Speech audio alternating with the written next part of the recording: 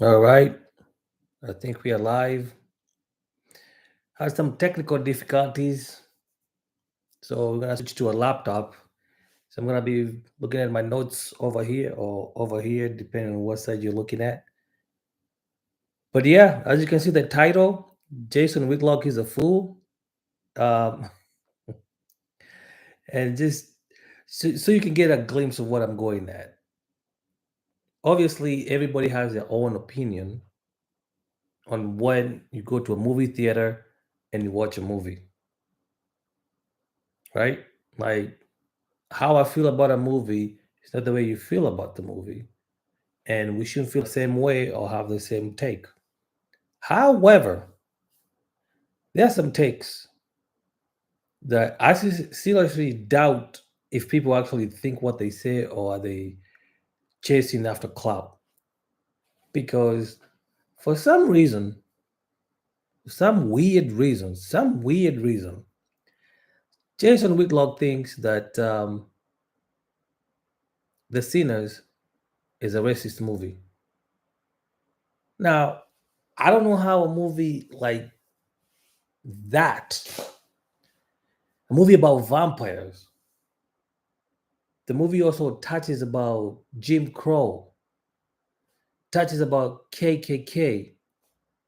It also mingles into what society looks at. Like it's like a mirror initially of what how society is, right? Our our desires, right? What we have to do to get what we need to do or what we want to have, the length that we have to go to achieve that. You know, the movie also touches on African spirituality. It touches on Christianity. Now, I'm not here to advocate you go watch the movie. However you feel about going watching it, it's up to you. I just want you guys to have, a clean slate. I'm not here to tell you what the movie is supposed to be. I'm here for two things: Jason Whitlock and the Christians, Mr. and Mrs. Christian. Because when Jason Whitlock says that the movie is the most nakedly racist movie he's ever seen, I just laughed at heart. I was like, this guy's an idiot, right? Then you get some other Christian saying that the movie was demonic. What was demonic about that? There was nothing. So if you ever watch from dawn till dusk or dusk till dawn, would you call that movie demonic? Would you raise your hand if you can? I mean, just raise your hand. That movie is just about vampires, and George Clooney did a good job. I feel like The Sinners is a somewhat aligns with Dusk Till Dawn to some degree, but all vampire movies do. They're afraid of the light because the sun burns, right? And garlic and whatever holy water vanishes them, or kind of that's how you fight vampires according to folklore. But why is this movie racist? Why does Jason think that this movie is racist? And as a matter of fact, maybe let me just show you what he said, because it's better that it comes from the horse's mouth than me trying to reiterate what he said. So just give me 1 second. Let me pull this up.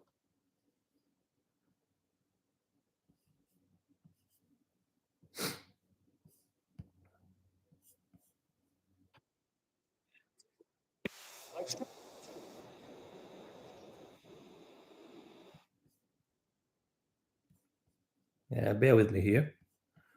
It's my first time doing a live, so I'm not quite sure how this is gonna go. So let's.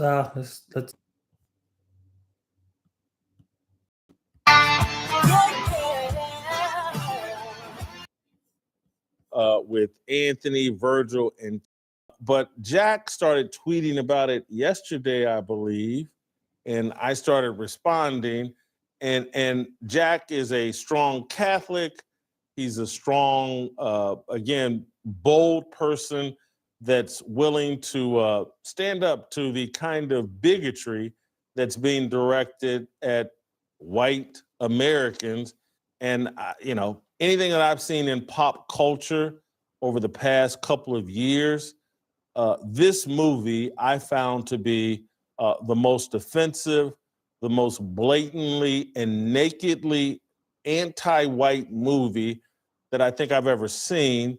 And I'm looking at young people eat it up, particularly young Black Americans, and I'm looking at box office sales that are really strong that will be enticing to movie makers like, oh, maybe I can make a movie like Sinners and make money off of it because appetite for it. Jack pointed out over social media yesterday, and let's pull Jack up, that this is just a remake, a spoof of Dusk Till Dawn, a George Clooney movie that I haven't seen, but I did read up on it, and I am going to watch it this week. But Jack, I want to. Now you have what this fool had to say, right? That The Sinners is the most offensive movie to the Caucasian race. What? Like he doesn't even give specifics.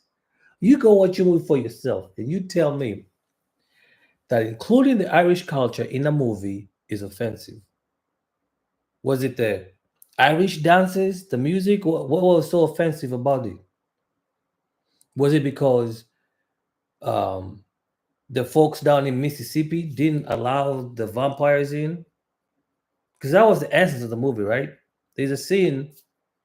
So if you haven't watched the movie, there might be some spoiler alerts. So I just warn you ahead of time. So initially, the movie is about Sammy, who is the preacher's boy, right? Sammy, he's in love with music, and he gets this guitar from the Stack brothers, which are supposedly twins, played by Michael B. Jordan.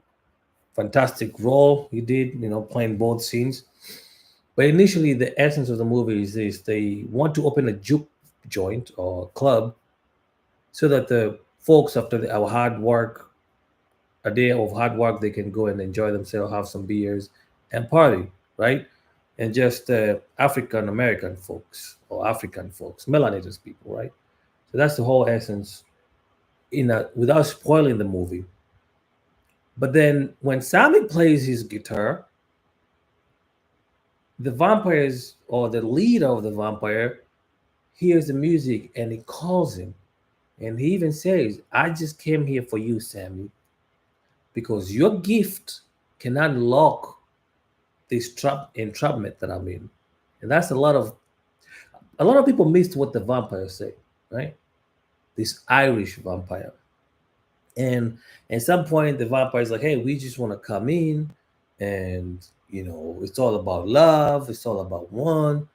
And this movie, I'm not gonna lie, has a lot of symbolism, and you have to like kind of read into it. But there's nowhere in all those symbolism indicate racism. There isn't. This guy right here, Mr. Jason, I think he's and I'm only saying this because if you watch his shows, and I hate to even bring this up because I don't want it to be about race, because that's not why I put it out here. But it seems like he has something against us, people who are melanated. All his takes, I've never seen him say anything positive about his own community. When it comes to WNBA, oh, the African Americans are lesbians. When it comes to male athletes, oh, they ain't shit. Like, I don't know what his deal is, so I can't really speak for him, but he seems to have some sort of hatred against his own kind.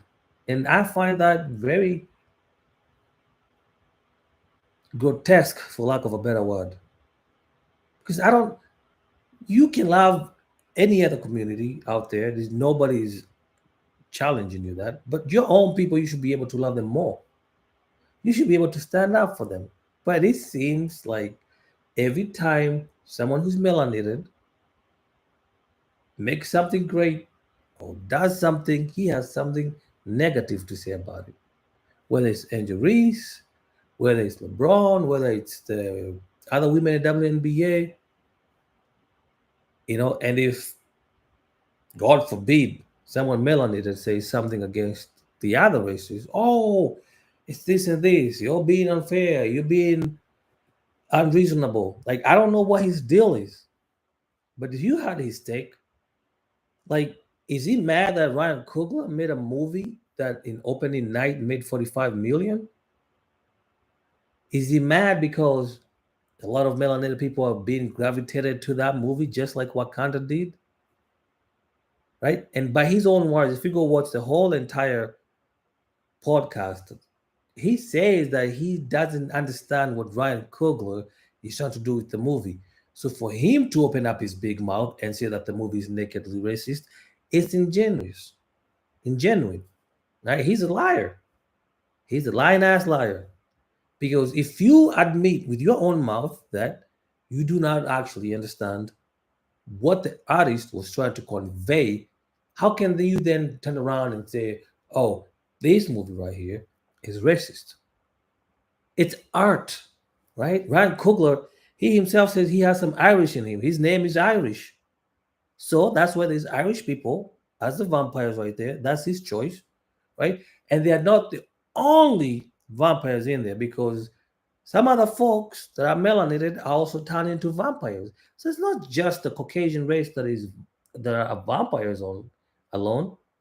Like in that action scene, a lot of melanated people become vampires. How come he ain't stating that? But this idiot right here, this idiot and his guest, I think he made two videos because there's another one that I watched, and one of his guests was like, "Oh, I was in there and people were laughing, and I was like, whatever they laughed at, I didn't find that funny." Oh fuck! What I find funny, you shouldn't find it funny. If it's funny, it's funny. Everybody laughs. But just because you went into the movie theater with an agenda under the disguise of Christianity, first of all, if you're a Christian, why are you watching this movie anyway?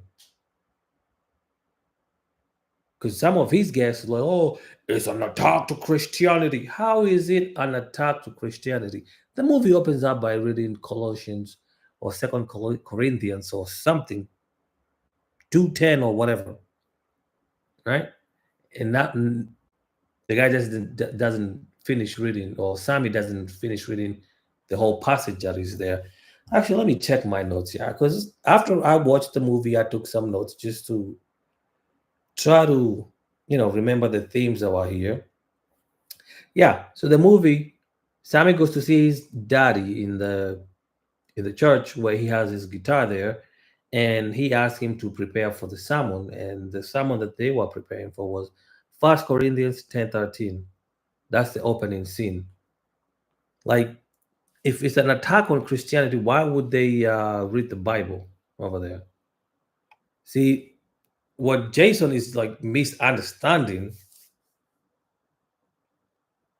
his criticism is nowhere, like comes out of nowhere, I guess. Like I don't get it. He sees sinners as a rebirth of building a nation or whatever, because he goes ahead and says, oh, why was this movie set in 1932? Why not 2002? Like dumb shit like that. Like the movie explores the Jim Crow. Like they don't even go into details.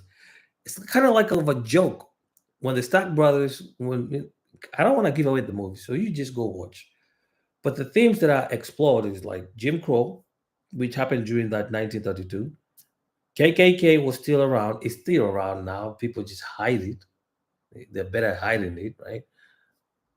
Just the other day, a couple years ago, the FBI were trying to crack down on KKK. So I don't understand why Jason thinks that it's too far fetched what Ryan Coogler was trying to reach. But the movie does not even dwell on racism. That's the thing. There is nothing racist about this, right?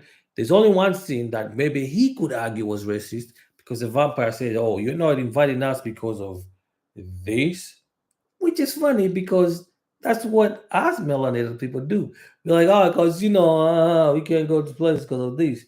So the vampire does that on one of the scenes, but that doesn't indicate any racism. He's specifically saying, "Hey, are you not letting us because we are Caucasian? Is that why you're not letting us?" Trying to trick the Stark brothers to let them in. So at the end of the movie, we should see the people or the guy who saw them the slaughterhouse as the juke joint. They bring guns and they try to murder whatever. I don't want to spoil the movie, so I'm not even going to say about that. Let's forget about that. But somewhere in the movie, Sammy says, or Sammy's dad tells Sammy, "Hey, you're dancing with the devil. You're playing with the devil. One day he's gonna get you." And then there's another character, I forgot his name. When he's out there, he says, "Oh yeah, those are the devils." Basically, when they were talking about the vampires, they were saying those are the devils. Now you can take these two ways. You can say the devils as in the vampires, or the devils as in the white race, because for some reason we like to refer to the Caucasian people as a devil. Those are just side effects of colonialism and slavery. That's how we view them, right? Even you go to Ghana today, they say Bruni, meaning the destroyer. A lot of Ghanaians don't know that, but this just the way how the Caucasian race introduced themselves to us Africans wasn't in a good way. They didn't bring us Christmas gifts, right? So you can take that scene in those two ways. Vampires, all referred to the white race as how the majority of people who are melanated and still got that bitterness about what happened to Africans back in the day. You can stretch it to that far, but I can guarantee you that's not what the movie was meant to be. Right? It wasn't meant to incite racism, division. I don't think. I mean, if that's what Ryan Coogler had in mind, then that's stupid. But he didn't come out and say, "Hey, that's what I wanted to do." As a matter of fact, if he got some Irish in him, whether it be by name, why would he do such a thing? It's only people like Jason Whitlock that I think either they have a contract, whoever cuts the check, get a contract with them, be like, you know what, you need to bash your own kind. Don't no mercy, just bash them. Because some takes are just ridiculous. And let's find some more, right? Let's just find some more. We can just look at the scene trailer. That would be great. Actually, Give you a second here let's just take a to look at this unpack here. the thing. The all-new Whoop is here. Monitor your key vitals. Play out in another 17-year-old, and somehow the killer and his family, they're the real victims. Their life's in jeopardy. Go send them a bunch of money. Carmelo's being denied justice. It's this type of psychosis that they're promoting has real impact. We can't reach a consensus on a 17-year-old stabbing another unarmed 17-year-old in the heart because of all of this programming that we've been done, and only a certain skin color can be a victim. We've muddied up an obvious murder with what you're talking about.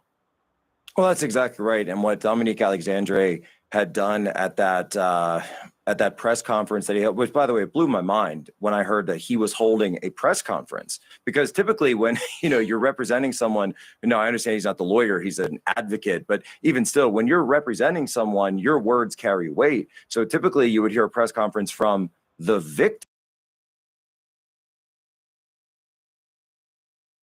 But in this case, we have something where it's the perpetrator has now flipped everything backwards. By the way, this is why I think that they threw Jeff Metcalf out of that, who was the father of Austin Metcalf, that they threw him out of there, because the Darvo technique doesn't work if you have an actual victim present in your midst. And Jeff Metcalf, by the way, he sat back there completely politely. He has obviously said many things that are saying he wants to find unity and forgiveness and all this stuff for Carmelo Anthony, but that didn't matter. because what mattered was the victim status. And I don't think that Jeff Metcalf understands that what they're doing is they need to flip around who the victim was and who was the perpetrator. So in this mind, you get these people that are, it's a version of neo-Marxism where they come in, they have to flip around who the victim and who the offender is. And to be able to do so, it requires that you can't have an advocate there who's the actual father of the actual victim. They'll say, well, because, you know, in that situation, he's trying to, and he's perpetuating this narrative, which, by the way, and I've actually heard what you've said about it as well. We don't actually know what Carmelo Anthony was thinking, but the narrative that they're presenting is that, well, Austin Metcalf is a representative of whiteness. And if he's a representative of whiteness, then all of the sins of whiteness, all of the, you know, the slavery, systemic oppression, cultural assimilation, or cultural hegemony, and all of these things are part of Austin Metcalf's fault. And by the way, this is, as you always say, this is the idea of collective justice and collective guilt, which is not biblical. It is not Christian. This is a very primitive version of thinking. This is the way the world was. It was tribal, right? Before Christ came along, it was this idea that, well, you know, this guy who's a member of your tribe did something to my tribe. It was all over the world. And so we've got to go to war over that, where Christ came in and said, your individual heart, and it is your individual decisions and your individual thoughts in connection with God that you are accountable for. You are accountable for your sins, for your actions, and what you're responsible for. Here's the funny thing about folks like this dude. He's going to sit out here and tell us that that Christ came, before Christ came, the world was tribal. Like the world still is. Even in Africa right now, people stick with their tribe, right? It hasn't changed. But what he failed to mention was that his ancestors came with that Bible all the way down to all of Africa and parted the land for themselves. Murdered, raped, took the strong as slaves. Carrying the Bible, slaves obey your masters. So what is he trying to tell us here? I get the point that he was trying to make, but really what he's saying is just garbage, because that's like a smoke screen. Because if you look at if you rewind the tape, it's that same Bible that was used against our ancestors. Hence, the way we are still today. Religion has divided Al-Kebuland into two. You're either Christian or you're the Muslim. Both foreign religion or practices to us.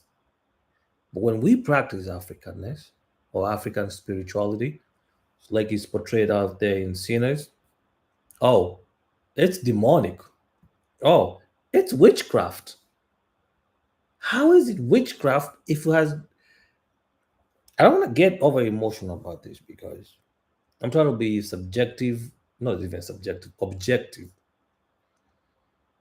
Because the people who are calling sinners demonic and witchcraft or whatever, those are their ancestors that practiced that stuff. And guess what? It worked.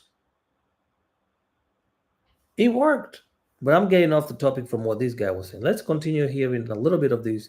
There's a point that I want you to hear when Jason speaks, because I didn't put the timestamp in there because I wasn't planning on sharing this. But you guys be patient and just listen to this. For not your dad, not your mom, not everybody else, not your brother, not your friend. To squeeze in two. Meet the new standard in sleep. This is Pod 4 Ultra. It's not a bed. It's Two more questions, then I'm gonna let you go. I wasn't expecting to talk about Jeff Metcalf and Carmelo, but I have to ask a follow-up. I need to know where you stand on this, because you gave me a little indication. I think what Jeff Metcalf has done has been absolutely brilliant. I think it's been biblical. I think it's what MLK and the civil rights movement were able to do by him choosing the Christian path that I know is very hard of forgiveness and just him in this moment, like, I'm going to lean into forgiveness, and he's trying to deny himself his need for vengeance and choose Christ's path. I think it's brilliant because it exposes the demonic nature of the other side. He has put Christ first and tried to be very conciliatory and seek peace, while the other side, it exposes the other side, the people defending Carmelo Anthony, the people racializing this. Did you guys hear this foolishness? He said the other side is demonic. Who do you think he's referring to when he says the other side is demonic and the other side is, oh, Christ-like? Like, this guy is a fool. He's so stupid and dumb. Like, someone needs to slap his ass. That's how I feel. How you just gonna generalize everybody else on the other end as being demonic? Oh, but with your friends over there, they are Christ-like. Like, what kind of take? Who says such things? How you just gonna? I mean, I didn't say it. You guys heard it. Is it correct? I'm not even here defending Carmelo. That's not what I'm doing. But for him to categorize everybody else everybody have their reasons as to why, right? You probably want to sit down with the people who are taking whatever stances and see what they have to say. But just generalizing and calling everybody demonic, when you say the other side, that means you're taking a whole group of people, making them become demonic or making them out to be demonic. That right there is what I'm calling foolishness. Just spitting whatever comes to your mind without you actually analyzing it, thinking about, like, well, what am I saying? Is it correct? Is it right? No, he's not taking any accountability. He's just diarrheaing out of his mouth straight up to your microphone and then to your TV. Well, whatever it is. But let's keep listening to this foolishness. Exposes their demonic nature. They've clearly bought into something outside the body of Christ. And that's what the civil rights, well, they'd show up in London assaulted by water hoses and dogs, and they'd be dressed up in suits. And it's like, man, look at those people. The people going after them, they look depraved. That's what I feel like Jeff Metcalf has done to the other side of the Carmelo Anthony, Austin Metcalf debate. That very well may be what Jeff Metcalf is trying to do, but unfortunately, I'm just not seeing any atonement. I'm not, and that's another key piece of it too, right? Christ comes in and says your sins are forgiven, but go and sin no more, right? Go and sin no more. And I just haven't seen that atonement yet from either the family or from these advocates who are going out there and, again, just fanning the flame. They kicked Jeff Metcalf out, right? So if he wanted to show, which, by the way, I do think, to your point, absolutely exposed Dominique Alexandre and those just absolute clowns for the demons that they are, because to throw out someone who's a grieving father makes you look horrible. And quite frankly, it really doesn't give anyone much interest in hearing what the rest of what you have to say is, because I do think that Jeff Metcalf was attempting to show up for, say, hey, we can meet together. We can have a prayer. I'm a dad. You're a mom. Let's at least, say this is a terrible situation for all parties involved and try to get past that. But at the same time, they hired this guy. They hired this advocate. They're paying him, presumably either from this fund or some other way that they're paying him. And so, I'm sure he's not doing it for free. And so they've decided to go down this other route. And I think that's a problem, because just like we were talking about in the movie Sinners, what does that do? That divides people. That puts people apart, and that turns this into a no, sure. Now, do you see what I'm talking about? How is a movie dividing people? What is there to cause division in that movie? But you gotta be a really sick psycho to think that you watch that movie and you're like, yeah, I hate the Caucasian race, or I hate the African American community or the Africans. This is just stupidity. It's art, at its best form, at its highest form. Just people don't know how to consume it. I think, in my own opinion, that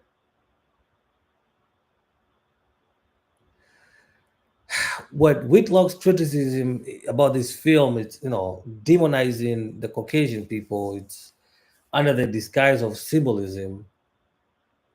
There's a problem in his interpretation, right? Because if that's what the movie is about, then this flattens his entire message as a one-note race war. That's what the movie should. It just puts it out, but that's not what it is. And if I'm looking at my notes here, what I've got from this movie so far, it's about afterlife. There's a scene about afterlife where like what happens after life. I don't want to give away a lot about the movie because I want you to go watch the movie and come with your own conclusions. The movie also talks about faith, spirituality, death, grief, happiness, race, love, Jim Crow, KK, and sexuality. Now, the sex part is a lot. Like, for those of you out there, the young boys, like you want a masterclass on some things. I don't even think I'm allowed to say this on YouTube. But if you want a masterclass on, pleasing a woman in other ways, there's a scene for that too, right? I think it's Smoke who was telling the preacher boy, when you find that knob, you know you've got the right spot. And there's a lot of sexual expression in this movie. And I guess that's why the Christians are like, yeah, it's demonic, it's this and this, that. But at this point in this world, who doesn't know about sexual preferences or sex? Who doesn't? It's not a shame that people have sex. Like hell, what is marriage for? People marry so that they can freely have sex with their partners without any judgment or any fear of diseases and whatnot. Right? There's still people who have sex out of marriage, but it's not. There's nothing wrong with that. But this take, I don't know what's wrong with Whitlock and his guests because they have horrible takes. It's not even critical criticism. It's just, to me, it comes out as a standpoint of immaturity and hate, I would think. Not the hate for the actors, but for what is produced, the art that is produced. And they're unable to cope with the truth. There are some truths out there that, when presented to you, they make you sensitive or you're uncomfortable with the truth. Because this movie shows a lot, it's like a mirror of what us humans in society do today. Our desires, right? You want to please a girl, what do? You play your guitar and become famous. And, there's a whole lot of themes in this movie just baked into it. The movie is not about race. It's not just racist or demonic. If the Christian wants to call this movie demonic, then Conclave should be the number one on the list. But I'm sure nobody's out there claiming Conclave is demonic. Why? Why is Conclave not demonic? Sure, it doesn't have vampires.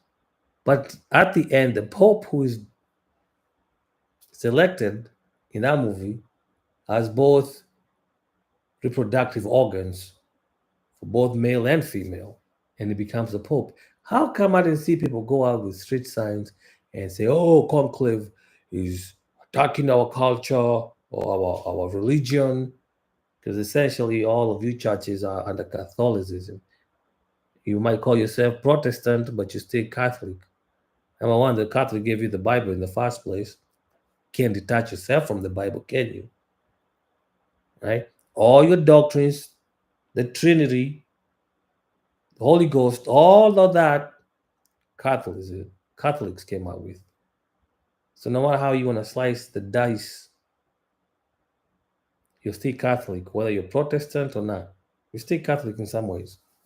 But let's continue and listen to more of this. It's the same way that in Sinners, I guess. Listen to Black people and Black historians talk about the evilness of Birth of a Nation and what it did and blah, blah, blah. And I don't disagree with them. It was programming and propaganda. I just don't understand how we can't see this movies that are not quite as nakedly racist, but they all flirt with this. Why? And I don't know the example in the last 30, 40 years, 50 years. Where's the example of the anti-Black movie that is this nakedly racist towards Black people? I can't think of the example. It's only true if it's headed one direction. Have I missed something? And have you seen maybe other, the movie that they did with Ada DuVernay and the Central Park Five on Netflix? It's pretty nakedly racist because it's telling a lie about the Central Park Five if you've actually watched them confess to their crimes with their parents sitting there. But this is the most nakedly racist. This movie, Sinners, says white people are the devils. It's as if Elijah Muhammad and the Nation of Islam wrote this movie in 1930. This buffoon here. Oh man. Okay. It's oh Lord. I don't I'm trying to be respectful here. But man, this movie is not racist. I don't know how many times I gotta repeat myself. But for a movie to be racist, he has to be undoubtedly showing racism. But just because there was like maybe 2-3 sentences that referred to, and first of all, the first one where the preacher is talking about dancing with the devil, we don't see any Caucasian people in there. It's not only the only time we see that reference come in, it's when they're at the juke joint, and the guy who plays the piano, man, I can't remember his name, but he says that's the devil. You're talking dance with the devil. But like I said earlier, you can take it that two ways. Whether the first one, the vampires are the devils, which they are in this case. The other way you can take this is if you're taking racial construct that society has built on and run away with that. And what Jason is doing is taking the societal racial lines and trying to make like there's a division. This is why we can never progress as humans in this world. Because someone builds some form of art, they express themselves in how they want to express themselves. And then people like Jason comes and say, oh no, that's bogus, that's racist, you're racist towards the Caucasian people. And there isn't. It's just so for example, there's also Asians on that movie. Are we gonna say that the movie is also racist towards Asians? Is that what we're gonna sit here and say? That yeah, the movie was racist against the Asian people? No, nobody's talking about that.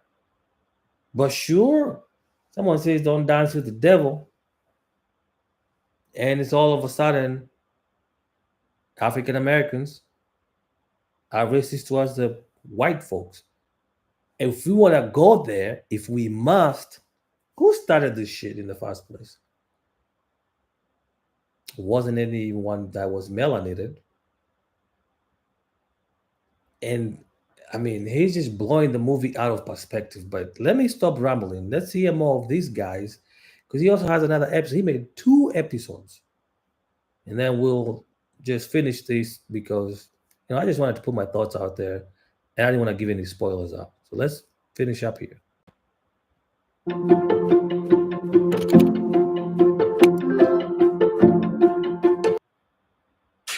Yeah, no, I don't think that movie exists, and if there is, I do watch a lot of movies, and like you, even if I don't watch a movie, I still kind of try to keep, like I said, keep an eye on what's coming out the box office, what's getting approved, because that's a good way. It's, people look at opinion polls and they say, oh, this is a great way to understand where the country is. Well, I think looking at the box office is a great way to understand where the country is. Even by the same token that when Twilight was getting big, when 50 Shades of Grey was getting big, it's like, what's going on with women that they're super into this, or there's that Frida McFadden novel series where it's I think it's called The Housemaid, and by the way, the spoiler alert, what does she do at the end of every book? Is she kills the dad. This guy.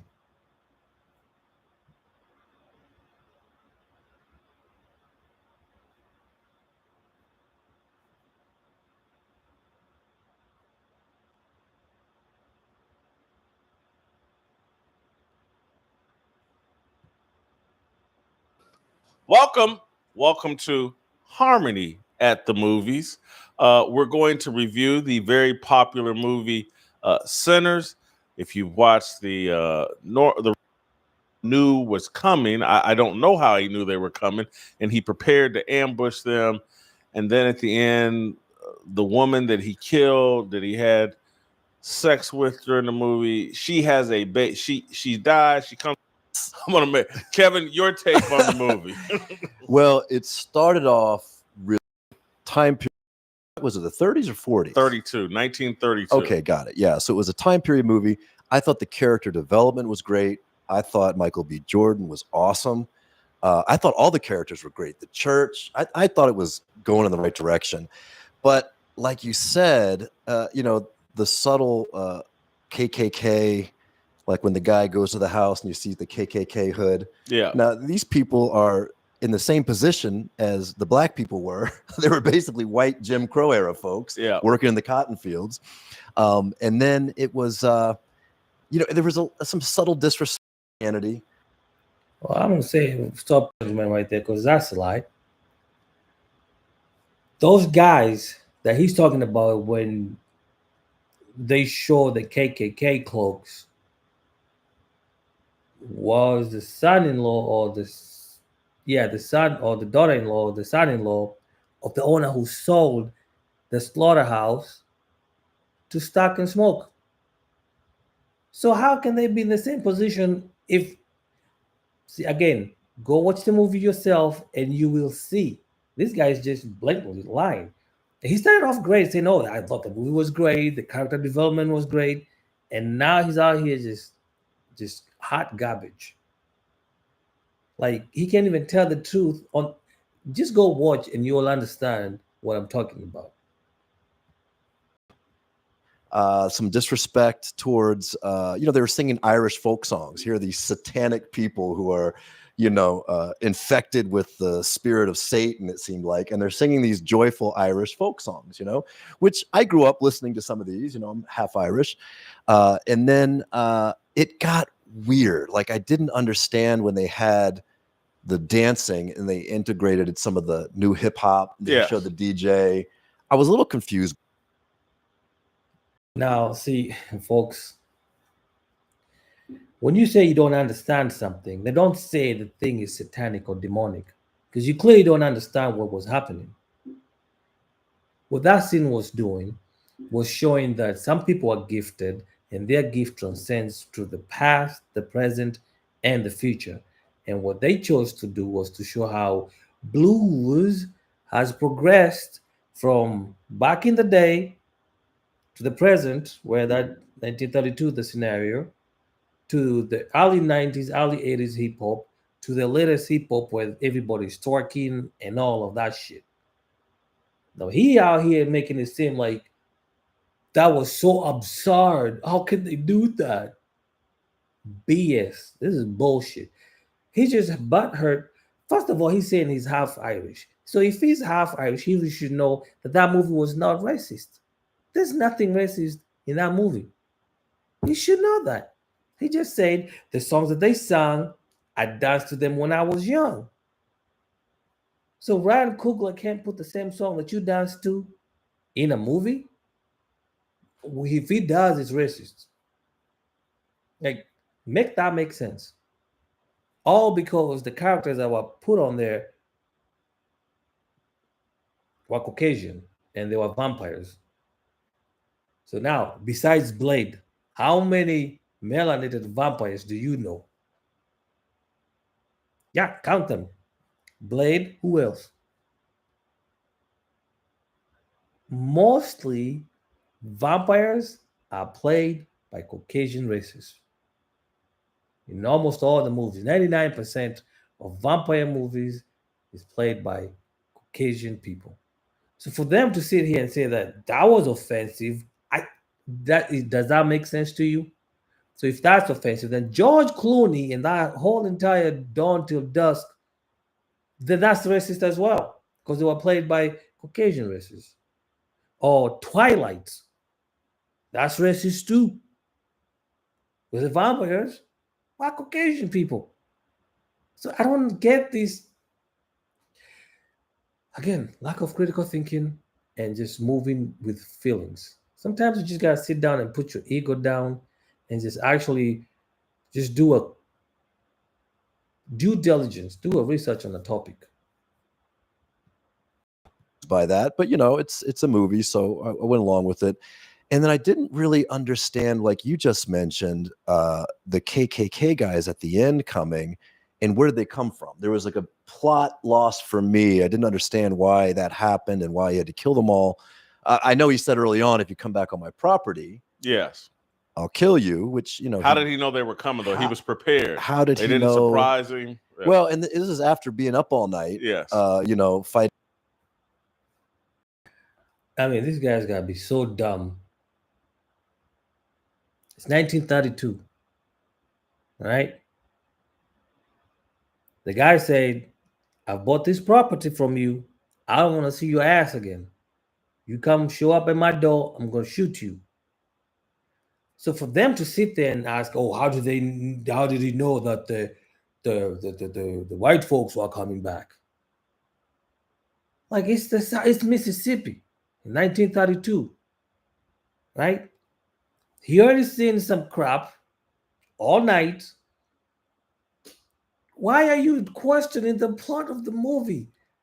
Like, that's what the director wanted to put on there. Like, they're taking this as if this was real life. And this is just art. Like, Ryan Coogler put on some good show. I tell you what, this might be the best movie of 2025. Might be. We'll see if there's another movie that is going to top that movie out there. Because so far this year, I haven't seen any movie that has been talked about than The Sinner. It's only been out for like 2 weeks.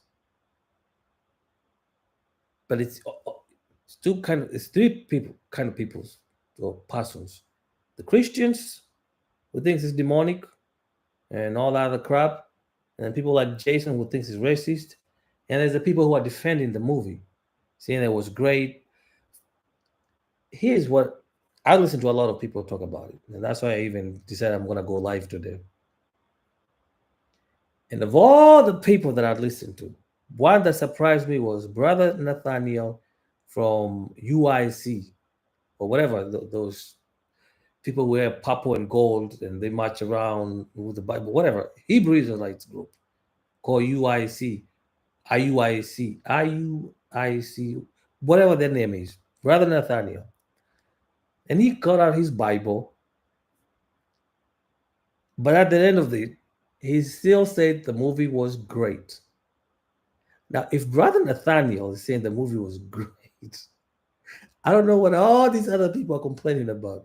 Because if you know Brother Nathaniel from IUIC, he don't play around. Like he'll put you on blast and won't think twice.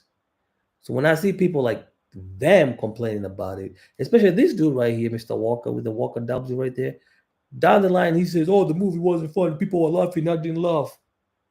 So what other people find funny, you don't have to find funny.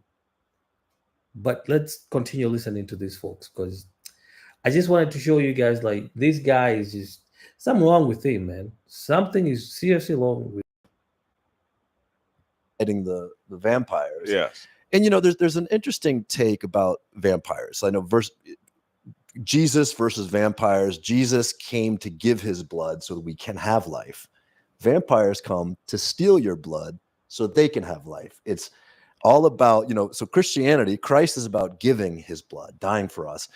Being a vampire is about taking your blood so that you could have life. So it's selfishness versus giving, right? So I like that analogy within the movie. They don't have that in the movie, but that's the analogy I drew from it. And I also thought was interesting was, the light kills evil. Like when you come into the light, evil can't hide in the light. It can only hide in the darkness. So like when the sun rose and all the vampires died. But there was also some Carmelo Anthony stuff there too, with the stake in the heart. There's all these guys stabbed. Oh my God. Do you see the stupidity? Do you see the stupidity? Tell me I'm reaching this. Before Carmelo Anthony, how many movies about vampires did you ever watch that do not put a stake through the heart of the vampire? Name one. See, they use a silver bullet, shoot the heart, the vampire dies. So what is this garbage that this dude is saying? How is it present events got to do with the movie? The movie was shot way before Carmelo Anthony scene happened. Why are they bringing it up? Tell me if these folks, these folks are not paid to say some damn shit. I'm pretty sure this movie was not shot in the last 2 months. Acting and all the directing was done, probably it ended late last year.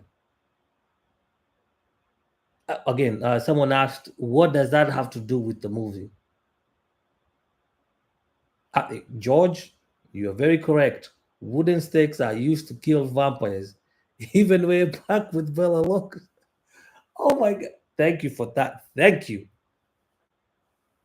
Because I honestly do not understand what the but I'm getting worked up and I'm trying to be constructive. I'm using my laptop. I had my notes on my desktop and now, just all over everywhere. Let me keep listening to these guys. Stabbing people in the heart with this wooden stake, So anyway, it was, on a 4-star, I give it a 2. I think here's the other piece too. It was kind of the pastor father said, put down the guitar. He was begging his son to put down his sin, right? Yes. Instead, he held on to his sin, and it turned out that he kind of at the end he was a hero because he went on to play the blues all over. That's how the movie ended, with him as an old man playing the blues. So instead of turning from his sin that got him into all this trouble, he clung to his sin. And it was kind of showing them the young man who clung to his sin ended up being the hero, which I thought was. That's just garbage. All those Hammer horror movies with Christopher Lee. You're correct, George. You're absolutely right. But back to this guy right here. So he says the preacher boy holding on to the guitar was his sin. No, that was his desire to play the guitar. Even Stack told him to put the guitar down, and he was like, this is my dream. I got to make it. The guy loves guitar. And they're missing the point early in the movie when it shows him playing the guitar and shows how his gift transcends between time. It crosses timeline, the past, the present, and the future. Like they're missing all these just so that they can put their little mindset into Christianity and racism. Those are the two things that they're bringing up here, which is just bluntly stupid. Because you can't appreciate good art. And I'm telling you, these are the same kind of folks. Back when Wakanda came out, they had something to say. It seems like every time Ryan Coogler puts out something meaningful that African Americans can gravitate to, or even Africans, then it's all the negativity comes with it. no one says positive things. It's like they're paid to say all this dumb shit. And I don't get it. Like I was, you know how YouTube does, right? They give you all this algorithm about all this dumb stuff that you don't want to watch. But when I came back from my hiatus, all I could see was sinners, oh, it's demonic, is this. And I came across this guy. And anyways, let's keep watching. It's a interesting take as well. So anyway, that's my DEI take for the day. I hope you guys appreciate it. All right. Did he just say DEI?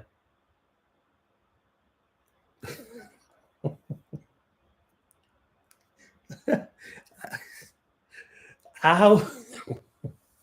Wow. And these are supposed to be Christians. This is how your Christians conduct yourself. And look at these other three stupid MFs over here, laughing at like as if that is a joke. Why can't we have DEI with MEI together? Why is it that you have to throw shots at DEI? Because, you know, I'm living proof of DEI works. Now you saw over there, you ain't got to worry about if you go for a job interview, how they're going to look at you, if they're going to give you a job or not. First of all, why did you have to throw that in there? Like, why? That was unnecessary. This panelist is just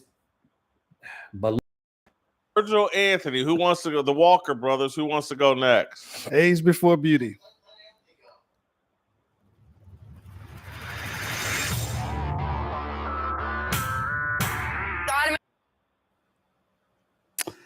All right. Well, I'll take it. This is a movie that I think you have to watch with an artistic lens. Coogler is that kind of director. Is he adding a lot of messaging in here? Sure. But if you know how to interpret the movie, it takes on a completely different tenor. I'll break it down. This was a movie that dealt with a lot of twos. Twins. Okay, there's one.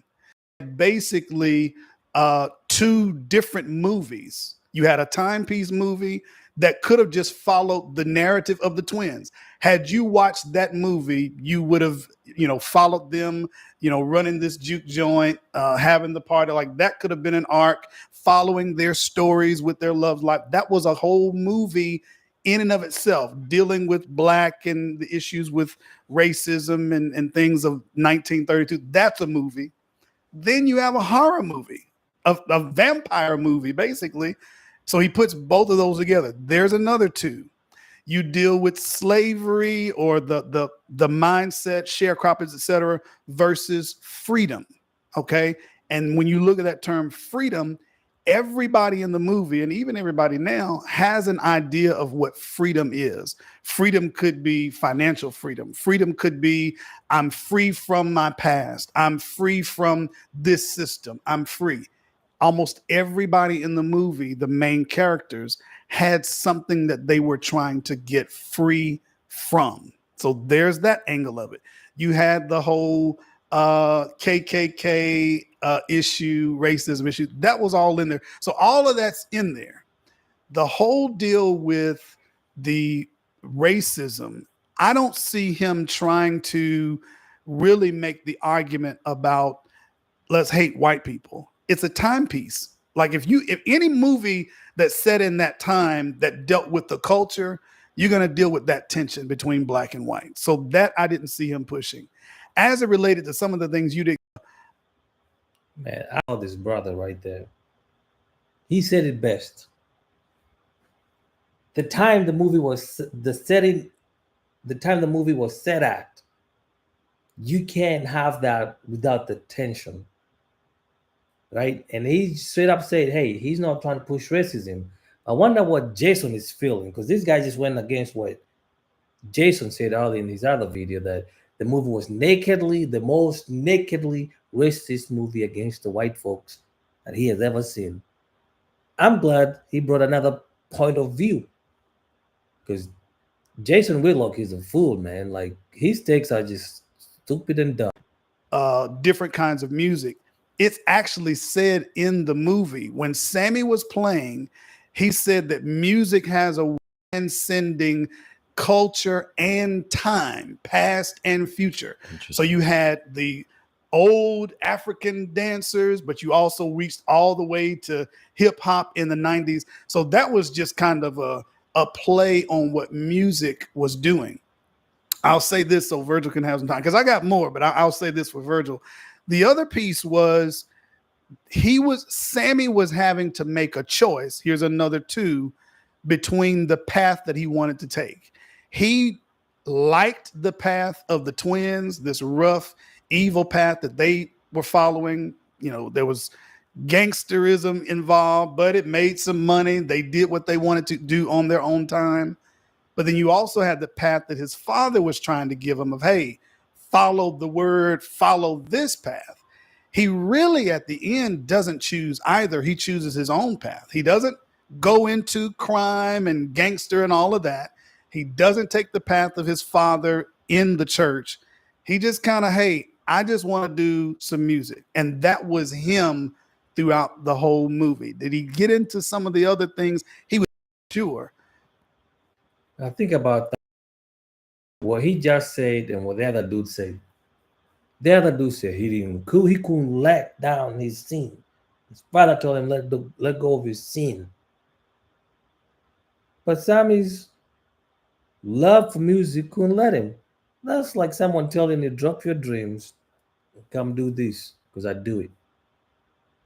If you really love your dream, you're not going to drop your dream just to go do something else someone else is telling you. And I like this guy's take, because he's obviously not in tune with Jason and them, because those are the folks out of drugs they're on. But the other thing I'll end on this, I don't see there as any hero in the movie. I only see survivors. So they survive. The whole piece with the baby mama coming back, he was looking into the afterlife in that moment. So he got shot. He's bleeding out, and as he is in this getting a peer into the afterlife, because she told him, hey, I got somebody on the other side. Now his girl that he was with and the daughter that they lost. And she's like, hey, you can live in this life too if you put that cigarette down. You go ahead and die. You can come live with us. But there's more, but yeah. That I'll say this. That is where a lot of Hollywood TV making, movie making has gone, in terms of a lot of TV shows, even say a Game of Thrones that I liked, but in order to Thrones, you needed to watch the TV show and read the books. Gotcha. And you needed to go read everyone's review and interpretations, and we're calling this art, but it's actually work. And we're calling it entertainment when it's actually work. It's like, oh, you can't even understand this movie or TV show unless you do all this additional stuff. Now, listen to his tone. Now he's changing his tone, because his friend over there just explained to him, whatever you think this movie is about, it ain't. And now he's trying to say, how the hell can you enjoy Game of Thrones with all the dead walking things and all the killing in there and never say anything negative about Game of Thrones, but you want to sit here and say Sinners is racist and demonic?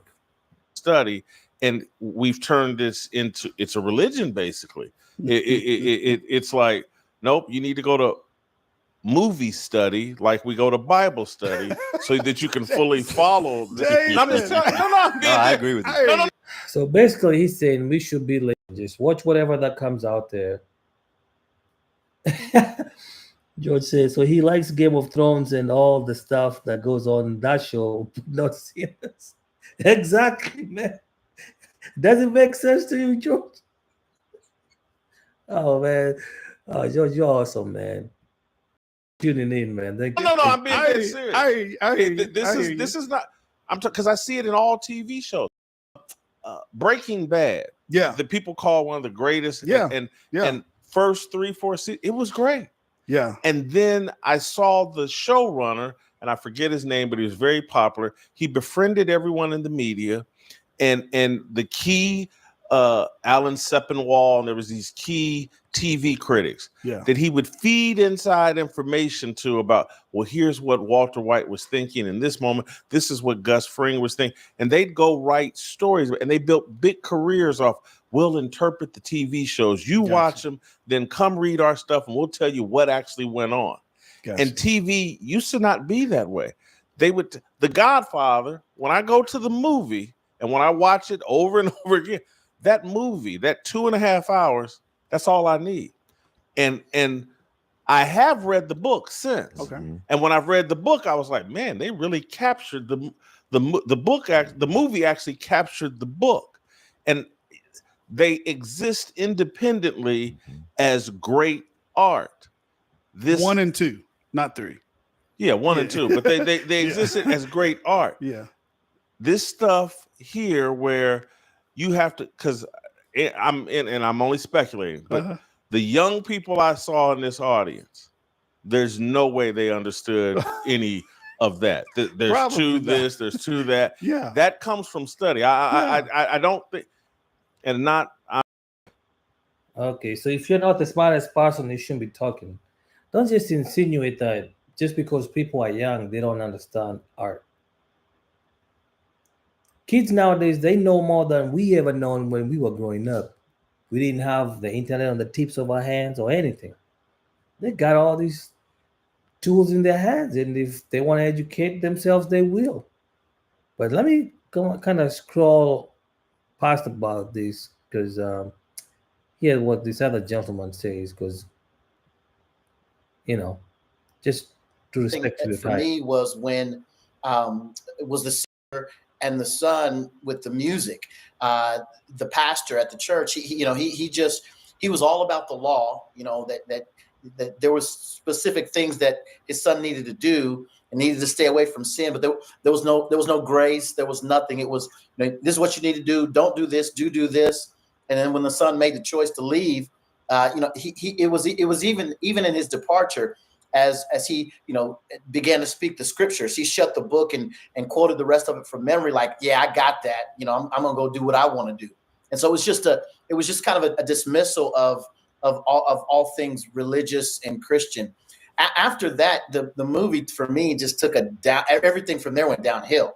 To see you mentioned the profanity of the women during that period. Women would have never said the things like that. So then I recognized that the person who made the movie is targeting a very different audience. And as he targeted this 2025 youth culture, what was striking to me, my wife and I were there. We saw it, last night about 7:30 in the evening, and it was packed, predominantly Black audience. The things that they were laughing at, I never found funny. The audience laughed at, I never found funny. And it was usually the crass thing that the woman was saying about her sexuality. They would think that was funny, and I didn't think it was funny. Now, it's people like this that will not let women move forward. I bet if it was asked to him, women shouldn't speak. So what's wrong with a little banter? I mean, look, at some point we have to grow the fuck up. We got to. Now, if you can watch a movie or a TV show, people kissing on Saturday night, and then on Sunday morning you go to church, you're a hypocrite. Because you're sitting here saying, oh, because there was a lot of sexual explicit, which I found them to be funny, right? It might be uncomfortable if there's a small child with you who doesn't understand the concept, but the movie is not rated for children.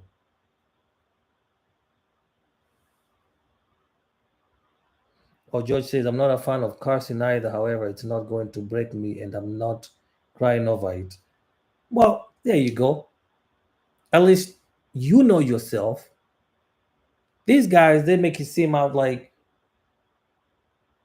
if the movie is rated R, what do you expect? I guess that's the question. You took your wife to a date night, and what you saw, you didn't expect it. This is my thing. The whole thing, why I even started this channel, it's like religion kind of cripples your mind. puts too many guardrails as if without religion, society cannot function. Because religion has gone ahead and give God a bum, give God a mouth, give God a soul, and all these imaginary things that we think that God is supposed to be.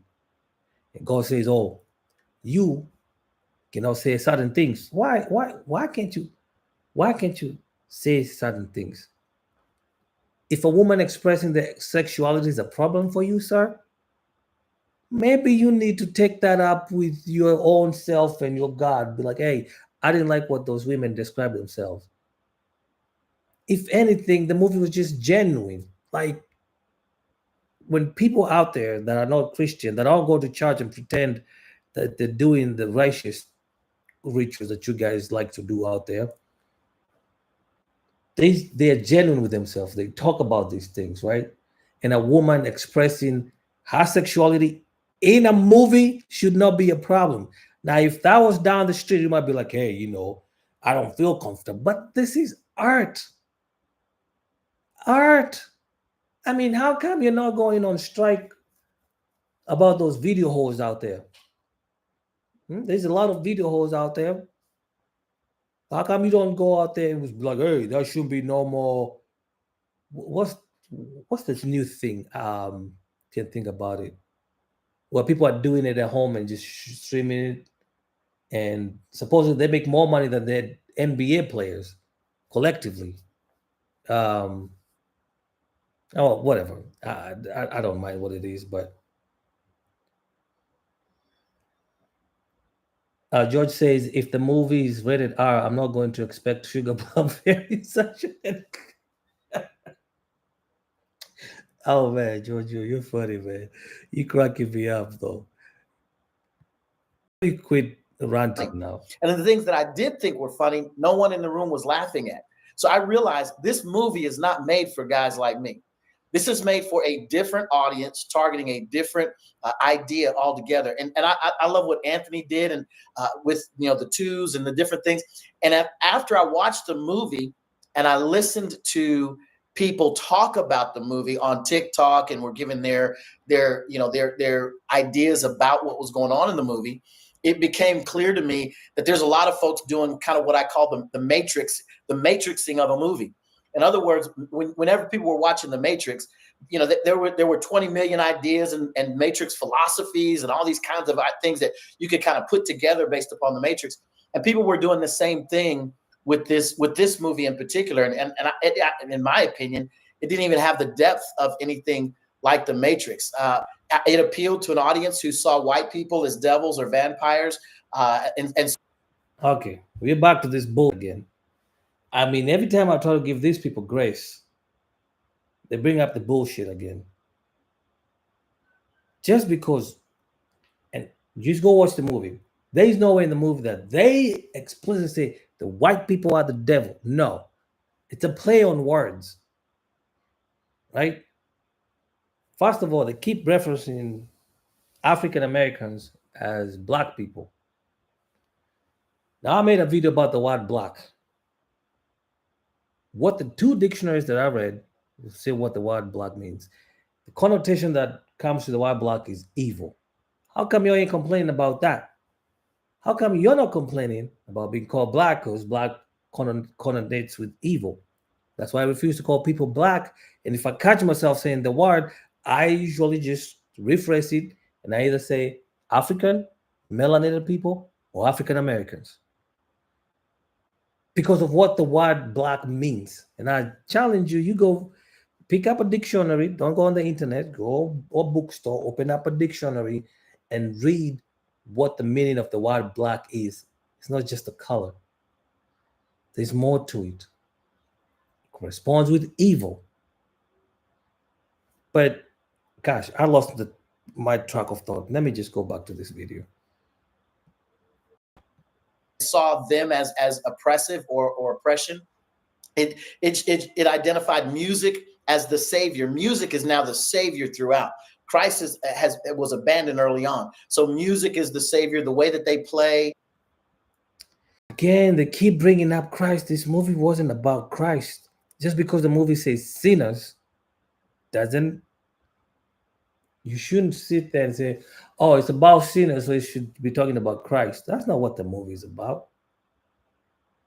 Like I said earlier, the movie talks about afterlife. It explores that. It explores sexuality.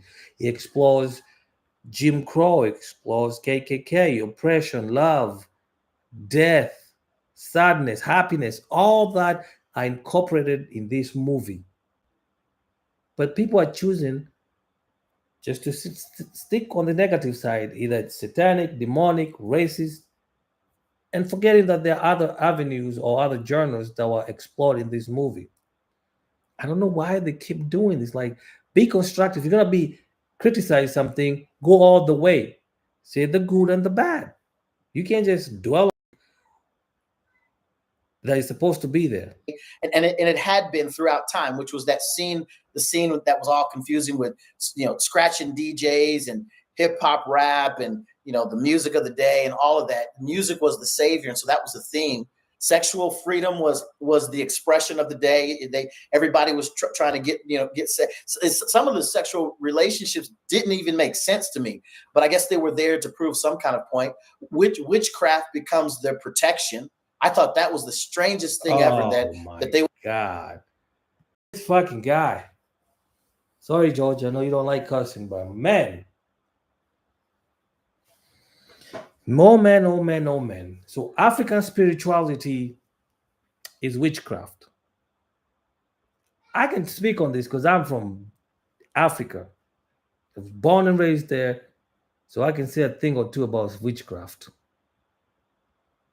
That was there. That showed on that movie was not witchcraft. There was no casting of spells. There was no sacrificial goat killing, pouring of blood. That's hoodoo, they call it voodoo. It's a West African thing, right? And when the lady said ashe, that meant it's like the amen when it comes to the Christians. It's agreeing that whatever she said is agreed upon. And worshiping ancestors, we've been doing that way before Jesus came around. So when your Jesus came around and your Bible got through to Africa, you told us that, hey, maybe your name should not be Otieno, it should be Marcus. You told us that we can pray under the sacred trees that we used to have. And now we have to kneel on our knees and face down and put our hands up. That's how we should pray. And if we don't have your names, then we're going to hell. And you came with a sword and a gun. That's how we got colonized with the Bible. And right after you left, your brethren, the Muslim, came around with his Quran and said, hey, if you don't believe Allah is God, we're going to kill you. Now you're saying that what our ancestors did, if it's practiced today, is witchcraft. You, sir, do not know what witchcraft is. You've never seen it. So you shouldn't be opening your mouth talking about witchcraft because you do not understand what witchcraft is. That is ancestral worship. Now, if they're going out there with the, I forget what they call, there are things that witchcraftmen do, right? But that mojo bag that was given to Stark to protect him, that is not witchcraft. You want to see real witchcraft, go to Africa, go to some interior places in Africa, and you'll see real witchcraft. I'll give you a hint, just on YouTube. Just search man cheats on, a wife cheats on his husband and they get stuck. That is witchcraft. Because the husband did whatever did with the witch doctor to the pum pum of the wife, and when the wife went cheating, the man could not get out. Okay? So you want to know what witchcraft is? Just go, it's on YouTube. It's like two different stories, where a man and a woman can't separate after having sex, and the woman is cheating. That is real witchcraft right there. Not what you saw over there. That wasn't witchcraft. But hey, what do I know? Let's see what George says here. And in different versions, vampires are weak against all religions, not just Christianity. The only thing is you have to believe in it. If they don't believe in a religion, it won't work. Exactly. You know what, George? Let me talk to you. Just this is for you, George. Earlier today, I was talking to someone, and they asked me if I believe in witchcraft. And at first, I said no. Then I remembered I've seen some witchcraft somewhere. I said I personally do not believe that if I get bewitched, it's gonna work on me because I don't believe it. I don't believe it's gonna work on me. So you're correct in your statement right there. You have to believe it for it to work. But I do not subscribe to that. I refuse. Like I have to have a strong mental um what's the word? I'll just for lack of a better word, state, a strong mental state, so that those stuff that do not work on me. So your statement right there about if someone is believing it, then the vampire is weak. You are absolutely correct. Thank you for your input. And let's go back to this because I keep distracting what they're trying to say. It would appeal to roots and witchcraft in order to be protected. And faith in God was barely a whisper at all. I mean, there were so many factors to this that, in my mind, were problematic. I won't go through every detail of it. I'll let the conversation unfold. But I was disappointed that this low bar for entertainment is what Black people are rallying to in mass and are talking about to a great degree. That was my takeaway. I'm like, man, it's a real low bar to entertain, and the lower the bar, the more crass, the more. This panelist is not in sync. Earlier, Jason said that in order to understand the sinners, it's work. You have to actually study to understand it. Now, Mr. Walker over here turns around and says that the bar is too low for entertainment. Which one is it? They can't even agree. All these people cannot agree what the sinners is about. But yet, one thing they have in common, the movie is racist and satanic. But their points of views contradict each other. First of all, Mr. Walker, you haven't put out any work out there that we can see and say, hey, that's the standard right there. To me, it just seems like you're hating because how many horror movies have been out there? How many have you called a low bar? Because I can name a few. I could name a few movies.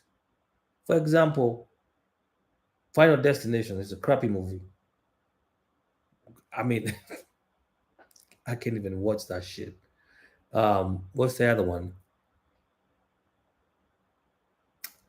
The Nun. How come y'all ain't? I've never seen anybody speak about The Nun or The Conclave.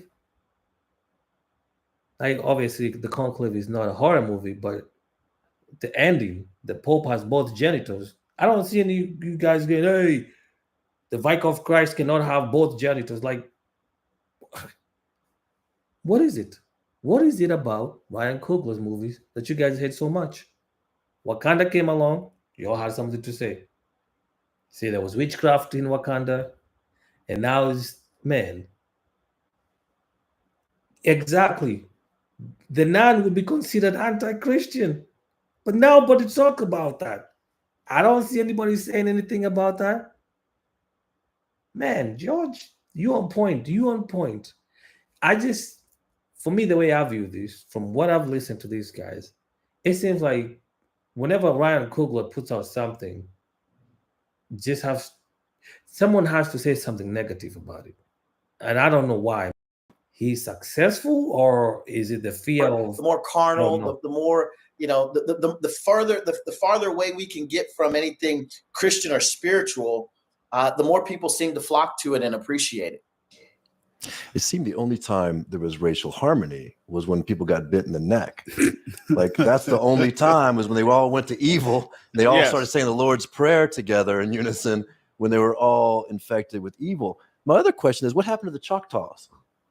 They made an appearance and they were gone. I thought they were going to come back at some point. They were some of the holiest people in the film. What happened to them? Are they going to come back and save the day at some point? No. They were singing in the background of as they were leaving and going off. Oh, so is that right? Yeah, that early part in the movie where they showed up at the house. That's the last time we saw them. And the movie checked all the DEI boxes in terms of, hey, let's draw up something where Native Americans are playing a role and keep them. We're talking about in Mississippi, right? Wow.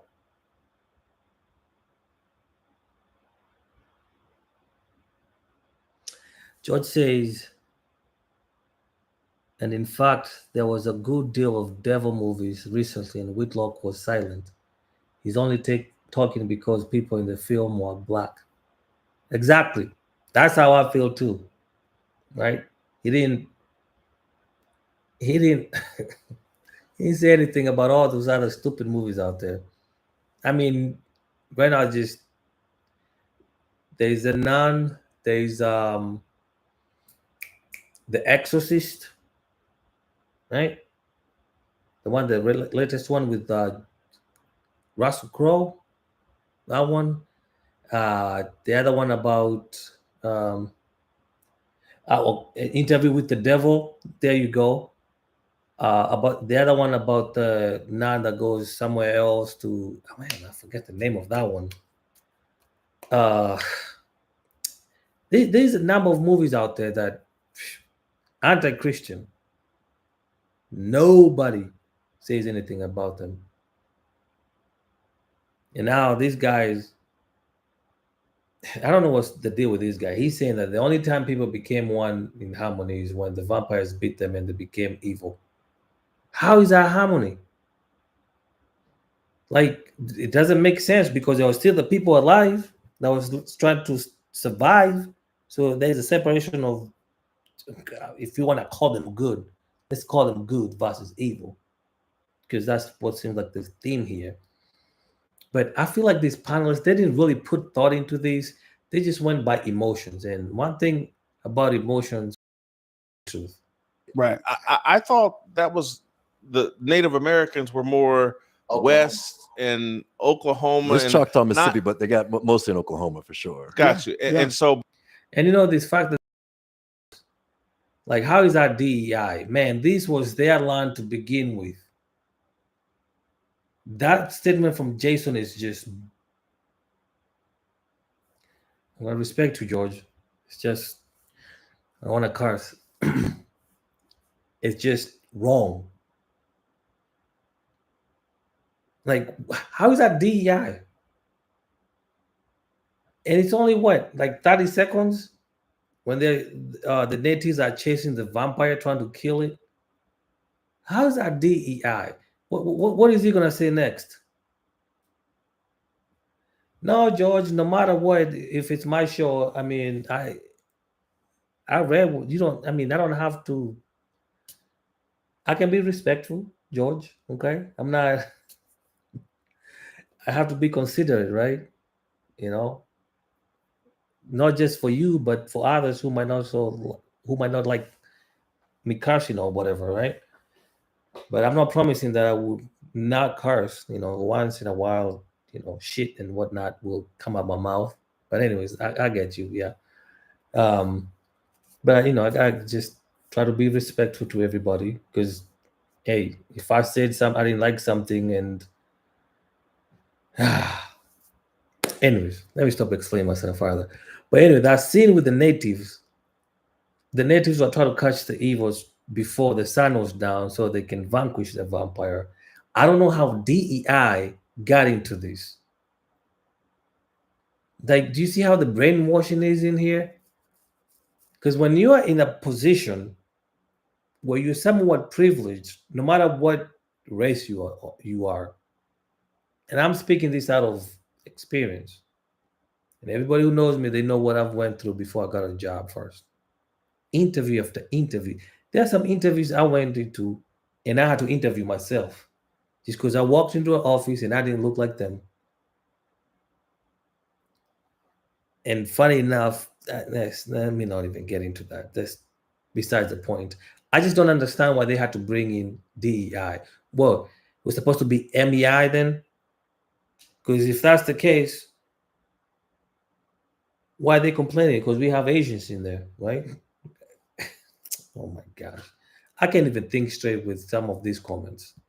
We have more of this, whatever discussion they have. So let's check that box. We've come up with a small role for Native Americans.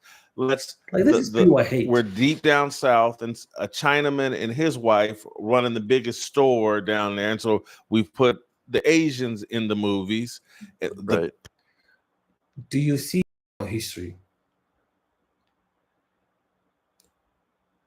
The Native Americans, what do they have in common? Let's just go back in that 30 settings, right?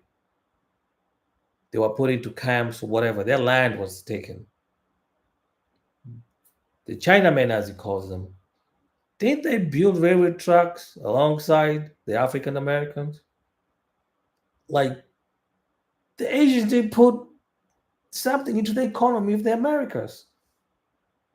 So why is he just brushing it off? Like, see, oh man, I wasn't born here, but I did my research. I know a thing or two. But this dude right here, just the ignorance and grotesque takes, like, I can't. Oh, what are you saying, George? Here, okay, you don't like it when it's overly done. From time to time, you sleep. Yeah, I get you. Yeah, I tend to do that when I'm a little worked up. I mean, but these guys are just the take they're having. Anyways, let me just let them finish. People of color are all grouped up together, and the white woman who may have been partially black and passing as white or whatever, she's on their team. And Kevin, you nailed it in terms of, like, once you adopt the evil and the wickedness, now we can have unity. Right. And they did say that, like, once we kill all of you, now we'll be in heaven and we'll all be over here on the dark side. And so the hero was the young boy that said, I'm not going to follow God. I'm not going to follow the gangsters. I'm going to be my own God and do what I want to do. Yes. And so that, to me, and movies used to be simple, and they used to, whether we liked it or not, they reflected the Christian ethos and tradition. There would be a male hero that would come save the day, and he. Oh, listen to that BS. Hollywood used to be Christian. There used to be a male hero. Again, women have no place in religion. Just think about what he just said. Just think about it. A male hero, in this case, Jesus Christ, saved the day. Like, the way he put it seems like women can't really, they don't have any say in this society. It's always about the males. I get it. There's hierarchy, but we can't ignore women because we can't survive without women. I don't care what you say. You can call me a feminist if you want to. But man, if you were born and you suckled on your mama titties, you wouldn't be here if it wasn't for your mama. So don't bring that garbage over here saying, oh, you're a feminist. No, I'm a realist. I'm a free thinker. So this notion that men carry society, nah, it's a 50-50 ball. When you go to work, who's watching your kids? Your wife, your girlfriend. Who's watching you? Your mama or your sister. As much as I want to say, I can't handle watching kids all day long, even my own kids. I'll lose my shit. I would lose my mind. But my wife, she does it without blinking. Like, it's like second nature to her. And that's okay. I respect her for that. I actually thank her because I always tell her, you are the glue to this family. Without you, I can't do what you do. But he's saying that Hollywood used to be Christian. Since when? Since when was Hollywood Christian? I mean, maybe I'm just naive, but if you know, let me know. Generally speaking, had Christian values, and that's whether we liked the movie Shane or not, or whether we liked any of these classic. We got to put Godfather off. Yeah, Godfather. Yeah, but I'm just talking about what. But look, even with the Godfather, at least there was a, hey man, I'm doing this for my family. Okay. And the Godfather was really, and if you read the book, he was actually, as it relates to sexuality and other, he was hyper moral. Hyper moral. If you read the book, as it relates to sexuality, and they actually, it's left out of the movie, but in the book, it's a big deal. So straight. So Al Capone, or whatever, Godfather, was it Al Capone? I remember very well. So he was moral because of sexuality, but murdering is okay. That's what he's saying. How is he moral? Sexuality cannot be the only sin that separates people. You can't be a murderer, but because, you're a straight man, then you're moral, but you're murdering people. Like, this guy, Now, y'all tell me I'm wrong. Johnny Fontaine goes off to Hollywood, and he looks at the sexual depravity going on and says, "Oh, the Godfather would not be on board with this." Wow. Anyway, it's at least they're doing. There was something redeeming when I still watch The Godfather, and I get all the criminality and all that other stuff. But movies used to adhere to that. Now they have a very secular message, and this movie to me had a high. Just ask y'all, what religious message does The Godfather have? Someone put it on the chat. George, if I missed what the message was, can you please put it out there on hyper secular message? And it seemed just clear cut of okay, don't go the gangster route, but definitely don't go the God route, and go play music for gangsters. And even the guys shooting the dude in the street. Yes. Like casually shooting someone in the streets in 1930s. I mean, let me tell you and this is my takeaway, Anthony, on that. It's just like what they did. The message of the movie was for young people was, okay, now look, Michael B. Jordan, they're bad guys. They're just like these guys today that just shoot other black dudes in the street. They're bad people. And yes, we like to go to nightclubs and have sex with married women. And yes, we like to use drugs, and we'll roll up some weed and use. And yes, we got drunks. I forget the black dude that played the drunk or whatever. Yes, we are screwed up, but we ain't as bad as these white people. They devils. That was the takeaway from the whole two concept. You have to do some reading and some study. You have to know Ryan Coogler. No, just watch the film. If you watch it from a lens, so this is the lens that I don't go to the movie, and maybe this is my subjectivity. I don't look at any movie now. We're talking post 2000, basically. I don't look at any of them to look for a Christian ethos. I don't look for any of them to stick to a traditional idea of love and I already come in with that bar that low because they don't make them like that anymore. That's just so when I see this, what he's trying to, I'm trying to take it as he's giving it to me. He's showing, okay, this is what it is. Like he's not trying to. There's a lot to unpack there, and I don't even think I'm going to remember everything I just thought about. But it seems like Jason Whitlock is afraid to face some of his fears. I think that's what it is. He's afraid to look in the mirror and see himself as what he just described the scene that he's doing, which is not.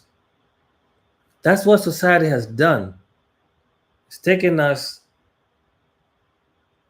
the social construct that anybody who's African American or African or you're dark skinned at that, that you're either drunk, you use drugs, and you do crime. But that's not it.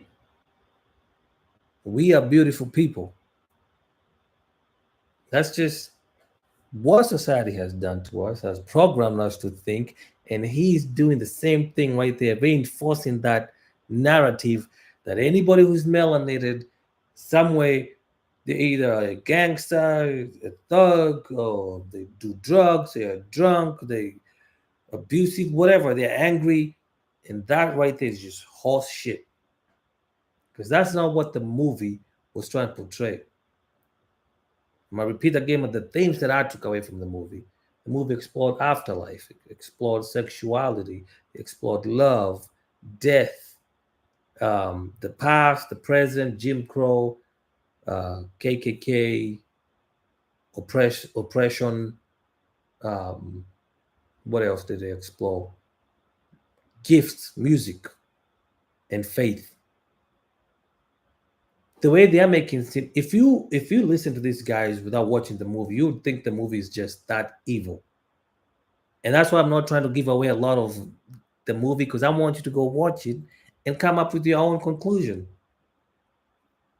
But for some reason, Jason Whitlock, that's why I titled this thing Jason Whitlock is a fool, whatever the screenshot is, the thumbnail, because he's not critical. Even his friend over here saying, hey, look, they don't make movies like that anymore. I put the bar right there, so I go there with an open mind and I process it as it comes.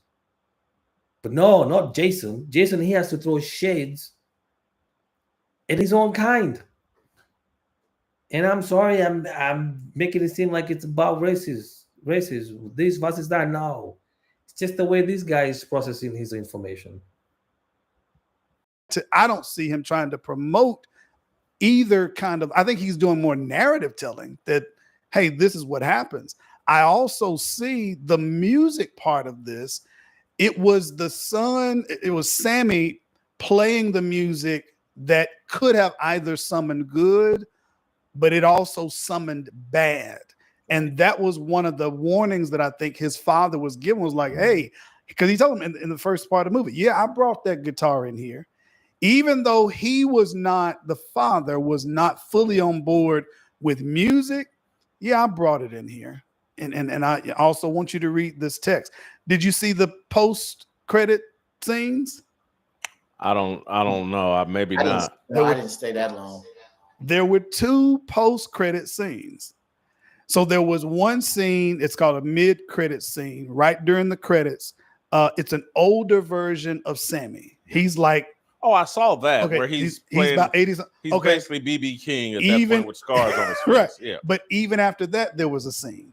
The very last scene you see is Sammy playing This Little Light of Mine on the steps of his father's church. Okay. And what I don't know what to do with that, I don't know if Coogler is trying to suggest he did play gospel music for a period of time, or if this was a previous view of Sammy that, yeah, he could play, but he was singing This Little Light of Mine, I'm gonna let it shine. And once again, this is where I'll say these guys are doing too much, and they're expecting too much of the audience.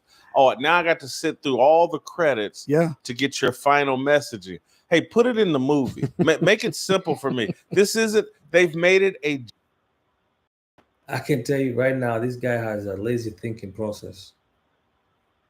Only lazy people who don't want to think or work say such things. Oh, I want to sit through a movie and see post-credit and see whatever scenes are out there. Like, that's where all the nuggets are. And he out here saying, oh, it's too much work for me. Like, duh, it's art. You want the simple stuff that your mind doesn't have to think. That's why your takes are, oh, it's racist, because that's all you think. Just like you like to drool over Caitlin Clark and Angel Reese is the devil, Caitlin Clark is the angel. Like, you're a fool, Jason. Like, your takes are always against anyone who's dark-skinned. You should do something called self-reflection. because you're just showing your delinquency nature that you don't like to think. How are you gonna say I don't want to sit around the movie to see post credit nuggets? Like that's what most movies, even Marvel, does it. Right after the credits, they throw in something in there, whether it be what's gonna happen in the next movie or something maybe that needed to be explained. It's art, and I don't know why you're shitting on this movie.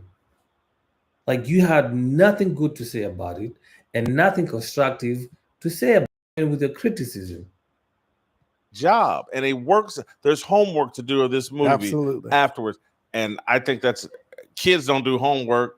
And I ain't got time for it. Go ahead, Virgil. I'm sorry. Jason, even that song, "This Little Light of Mine, I'm Gonna Let It Shine," that isn't about Christ. That's about you letting your light shine, right?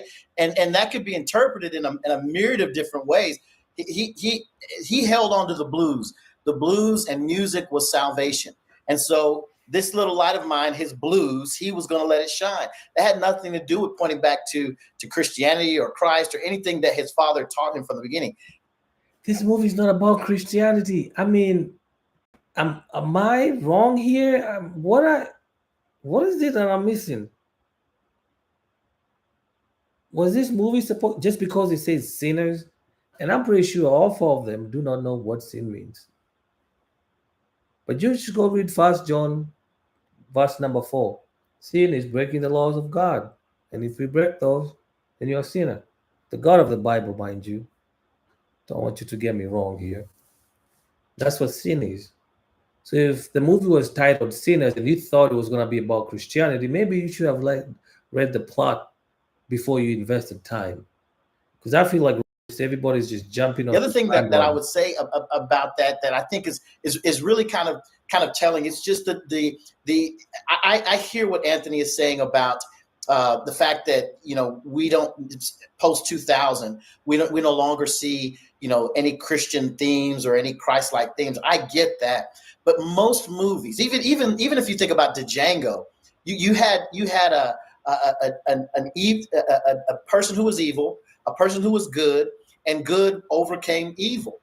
And you got a chance to witness that throughout the movie. It was clear who was good and who was evil, and you could identify with that historically speaking, even in the time period in which the movie was actually put together.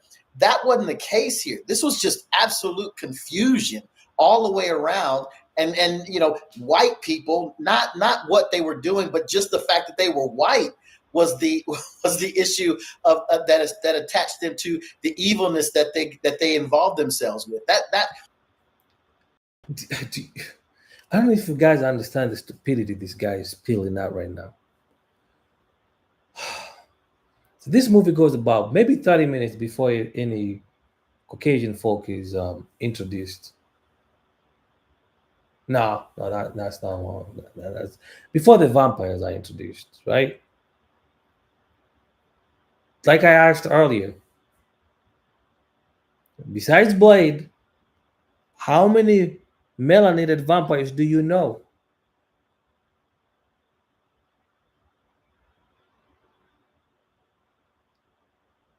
I'm waiting. Tell me, how many melanated African American vampires do you know besides Blade? I mean, if it was a movie, let me tell you what would have happened. Blackula way back in the 1970s. Okay, I'm gonna have to go watch that one. I don't know if I'll be able to, given that it's 1970, but I'll go check it out. Thank you, George. I didn't know about that, so I'm glad you brought that up. All right, so two characters that are dark skinned that played vampires. Majority of vampire movies are the Caucasian race.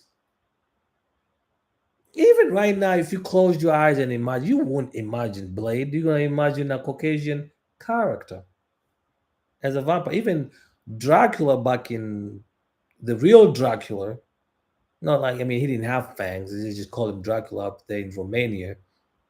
It wasn't a dark skinned brother. No, it was a European. So I don't. Wow. too complicated for them. This is confusion. It's not even a good versus evil, light versus darkness, right versus wrong. It's just absolute chaos, and it's more, I guess, of the postmodern culture in which we live, and with the racial idolatry thing, and white being oppressive. Look, you're not actually going to get anything done by watching another YouTube video. In fact, you're literally only procrastinating more. Virgil, Do you see they keep bringing back? Okay, if you watch the movie, please tell me how many times the racial tension is brought up. Just come back to this live and just leave a comment. Say, hey, I watched the movie, and I did notice that on this scene and this scene, blah blah blah. They keep bringing this up, misconstruing what the true symbolism in the movie is. The movie wasn't. Oh Lord, I don't know how to explain it. Now, if you want to take it in those lenses, you can make anything look whatever you want it to look. For them, they've decided this movie is racist and it's demonic. That's what they. Besides this gentleman, I don't know his name. He's at least level-headed. He's looked at it and said, "Hey, there's a lot of symbolism here." But I don't think Ryan Coogler was trying to drive the point home that the country is divided and there's a whole lot of racism going on in the movie. No, he actually had a pretty constructive breakdown.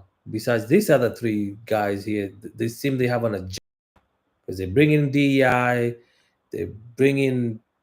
Love the Django analogy. Hadn't thought of it because I loved the movie Django. You like? Go ahead. I really think it's good. There's good, there's evil. This man loved his wife, wanted his wife back, and was willing to go to the ends of the earth to get his wife back. It's, of the movies made in the last 20 years, it's one of the few movies I can watch over and over again without feeling violated.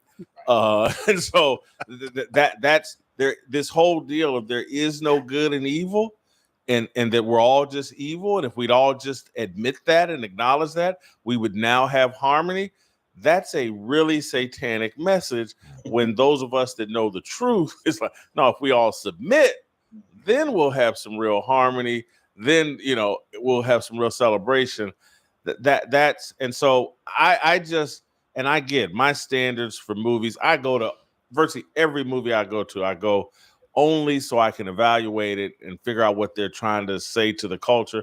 I don't go for enjoyment because I'm always shocked when I do enjoy a movie. So my standards have been lowered, but I can't, when I see something this clearly targeted at a certain demographic of young people, and I'm looking around and the place was packed. I was sitting right next to a bunch of kids, and I could see how they were receiving the movie. And just like Virgil, I'm like, it was like when they stabbed the evil white character in my theater, the audience erupted, and I was just completely indifferent.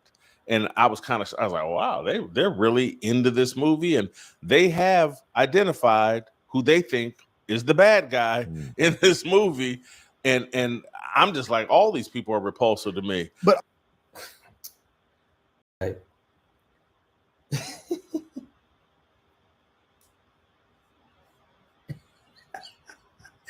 oh, George.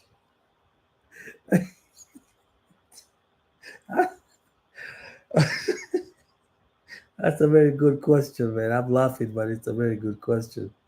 Like, I don't understand it.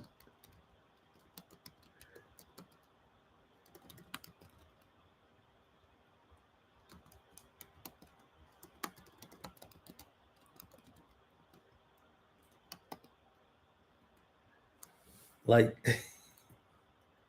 would you? Oh, man.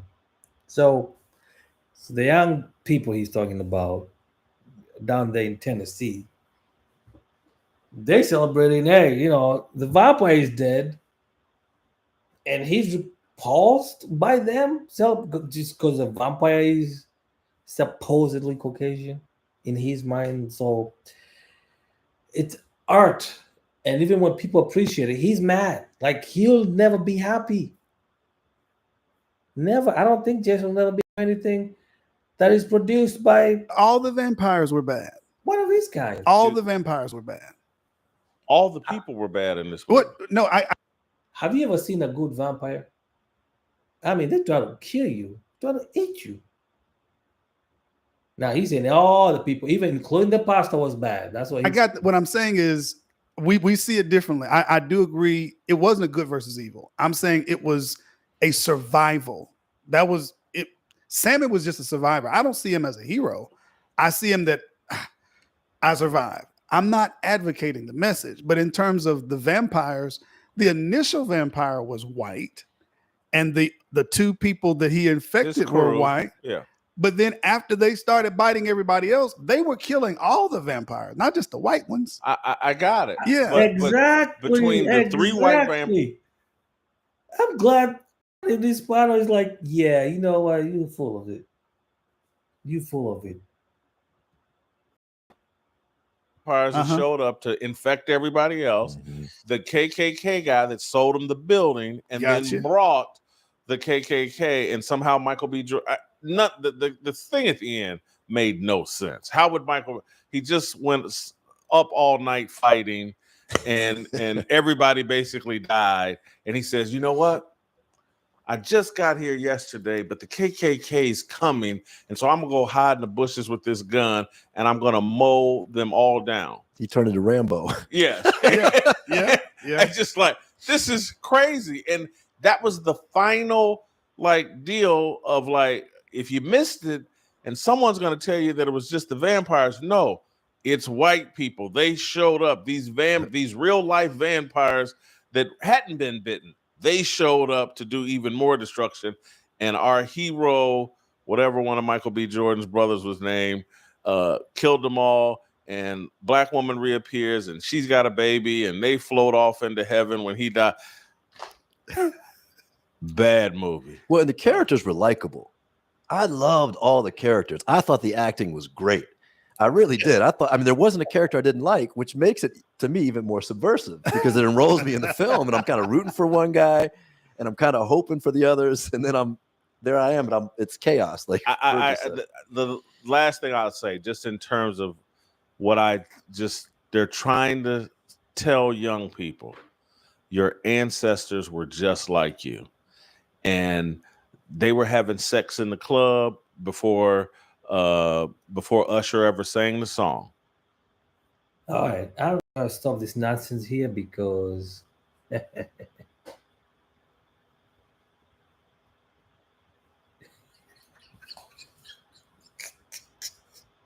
oh, George, man, you're funny, dude.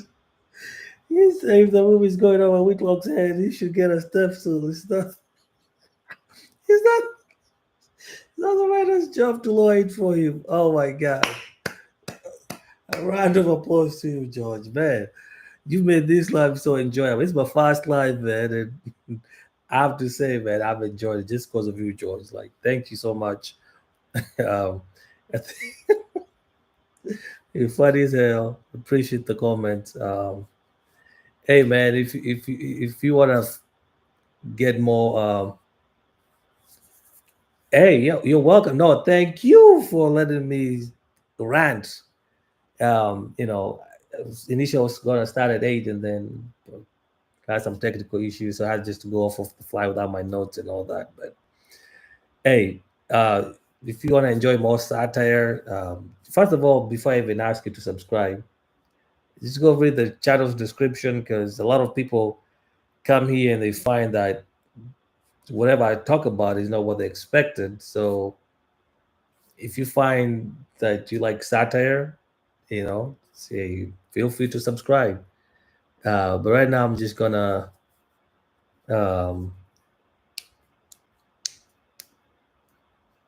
okay, thanks for the rant. I don't do videos, so I'm glad to hear someone speaking my mind. Hey, I'm glad I could speak some of your mind. I didn't know what to say after my other main computer gave me all those things. So I was trying to remember everything that I'd written down. But anyways, it was a nice show. I enjoyed it. But If you haven't seen the movie, please just go watch it, come up with your own conclusion. Do not let anybody, including me, sway your decision and sway your way of thinking. It's an enjoyable movie. You can actually enjoy it. If you just want to tune in all the noise, just go enjoy it as entertainment. And I guarantee you, you're not going to be disappointed and you're going to live there a happy camper. Anyways, I guess the time I go to bed, it's 11 p.m. here. For those of you that are watching in the morning, good morning, good afternoon, and good night. Good night, George. I don't know what your time zone is, but thank you for staying all those 2 hours and watching me rant. So, peace, and I'll see you next. We're going to talk about the Pope. Yeah. We got a new Pope. So we're just going to talk about the Pope papacy, they call it. All right. Good night, George. Thank you.